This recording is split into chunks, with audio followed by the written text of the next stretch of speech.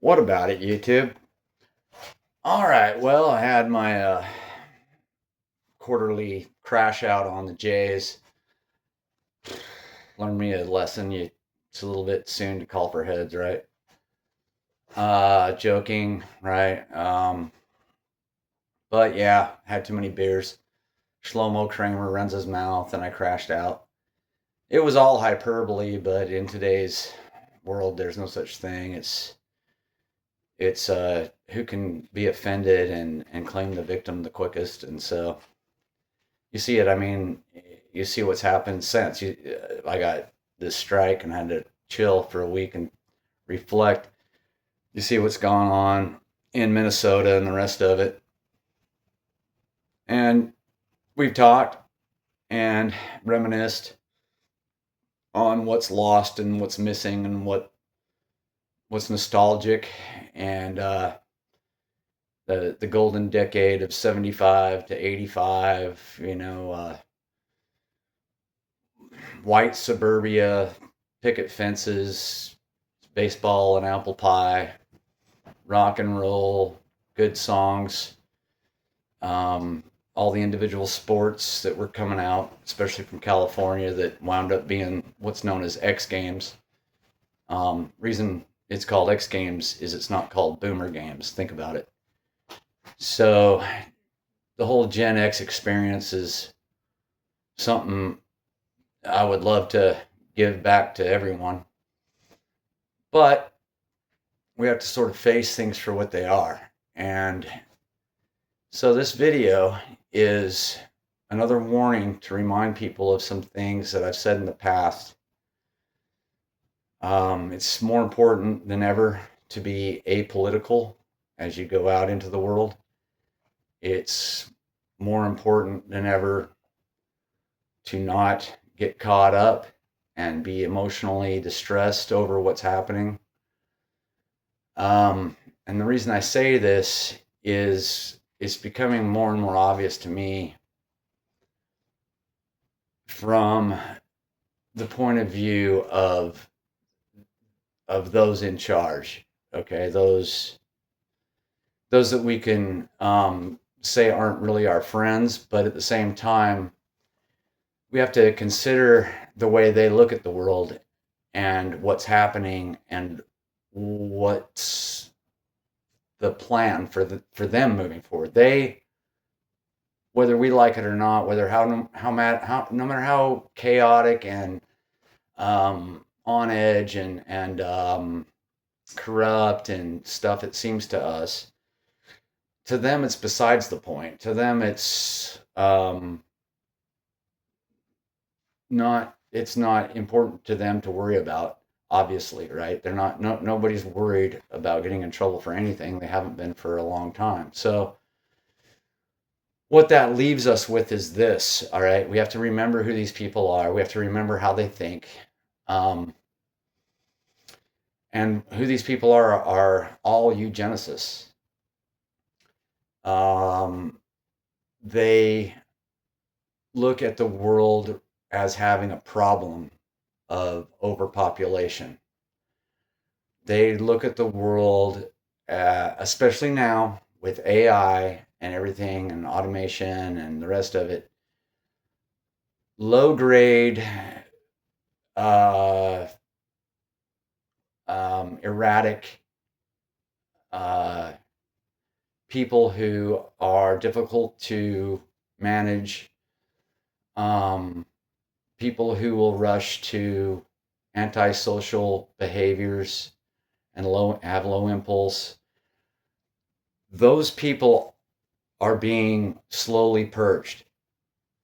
Those people are not given a seat at the table of the future, whether you like it or not, whether you're Christian or not, whether your heart bleeds for everyone, all God's children. It doesn't matter with this conversation I'm having. This is time to put on your big boy pants and realize what's real.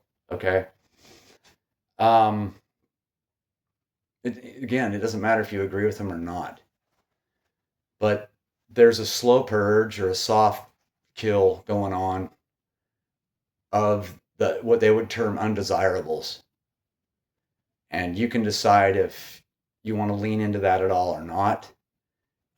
People talk about black fatigue. People talk about J fatigue, and we'll get into that in just a sec. But female fatigue, left wing liberal women, they're probably higher on our list of problems than, say, racial or whatever. In my life personally, just the other week, it's a story for maybe another time, but women feel like they can come up to a man and talk any kind of way. And we saw that with what's her name, Renee Good or whatever in Minnesota. And again, whatever you want to say in the comments, please. I'm just pointing out facts. I'm pointing out what's happening. Those people are being purged. They're being purged. Okay, people who refuse to behave are being purged. And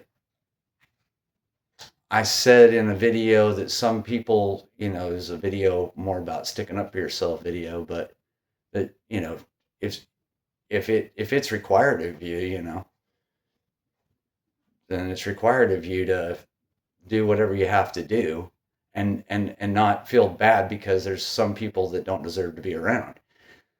I didn't sort of understand at the time how, in a way, prophetic that is, because look, I mean, are white men ever going to have a chance to ever be respected and treated decently again if we don't purge some of this? I mean, are you going to just sacrifice yourself at the altar of turn the other cheek of your male disposition that, or your male instinct to protect and introspect, and after all this time being told, yeah, you need to level up, and yeah, you need to work on yourself, you need to become something that's respectable before you start demanding respect? I mean, we're not seeing anybody else work on themselves we're not seeing evidence that any of that's going to help. Ultimately, it does help, right? Everybody should be, and I'm talking to myself, we should be concerned about how we treat ourselves, right? Our substance use, our just, again, being apolitical and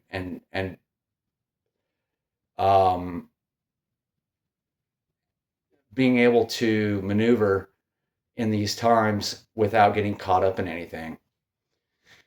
And so I'm sure maybe some people are saying, so what are you saying? Like, just lay back and lean back and watch the Jays eat popcorn while the Jays bring in the no-hide laws? I don't know that that's what's happening either. I don't know. I think that maybe they will, or maybe already have. I think the writing's on the wall that they have overplayed their hand, and their hubris and their chutzpah is probably removing them from the seats of the table, and they just don't know it yet. They think they're going to sit at the king's throne of this table I'm talking about, the table of the future. They think they've got the king's throne in this scenario that's coming. But I don't know that that's true. Again, we see them burning up forests in Argentina. We see Shlomo running his mouth. We see how the world looks at what they've done to Gaza. We see them knocking down, was it some Christian statue, St. George, or I could be getting that wrong, but they've spit into too many Christians' faces and butchered out too many Christians and butchered out too many innocent lives right in front of your face and rubbed it in your face. And they've ran everything degenerate with, again, shamelessness from porn to child trafficking to human organ trafficking. I mean, everything that has AIDS, from little to small to big to cultural to real life and death. I mean, they own it, right? And I think it's gonna be. I think they're removing themselves from the table. I think I think there's a good chance, if you're careful, that you will be in the throne. Okay, that uh, honorable Christian white men will be again able to be held at high esteem, and we can see a world that blossoms from that, from the ashes of what's happening. It's happening. It's going to happen. And so let's talk about it. What do you think in the comments? God bless.